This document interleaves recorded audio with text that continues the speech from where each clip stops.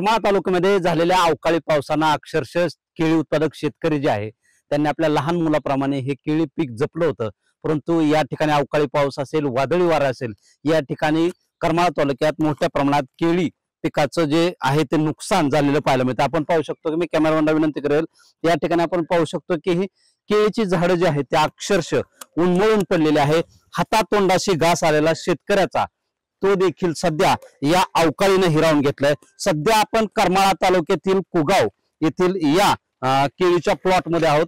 या ठिकाणी आपण पाहू शकतो की जवळपास 4 एकरावरील जे केळीचं लागवड केली होती ते अक्षरशः भुईसपाट झाल्याचं जे चित्र आहे ते आपल्याला पाहायला मिळतं. या ठिकाणी या जे शेतकरी आहेत ते आपल्या बरोबर काय सांगाल भाऊ, किती एकर केळी होती, किती रुपयाचं नुकसान झालंय?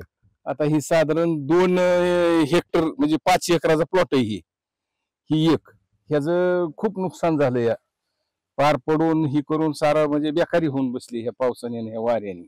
साधारण किती रुपयांचं नुकसान असेल? साधारण आता ही तुम्हाला सांगतो 25 ते 30 लाख रुपयाचं नुकसान झालेलं आहे ह्याच्यात. सरकारकडे काय मागणी असणार आहे? आता सरकारकडे ह्यांनी काय आता भरपाई द्यावा एवढीच मागणी आहे. आता काय शासनाने पंचनाम्याचे आदेश दिलेत, पंचनामे वगैरे सुरू झालेत का, काय सांगाल? नाही, पंचनामा अजून इथला काय आमचा केला नाही, पण पंचनामे चालू झालेत. झाल्यानंतर त्यांना येऊन ते खात्यामार्फत आम्ही पंचनामा करून त्यांना देऊ.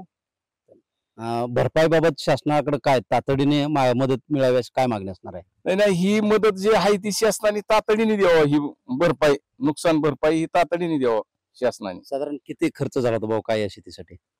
आता साधारण एकरी तुम्हाला सांगतो 1,00,000-1,15,00,000 रुपये तर नक्की जातात. 1.5 लाखाच्या आसपास खर्च, एकरी खर्च तेवढा जातो. मग त्या हिशोबाने 10 ते खर्च ह्याच्यात 10 लाखाचा खर्च झाला ह्याच्यात.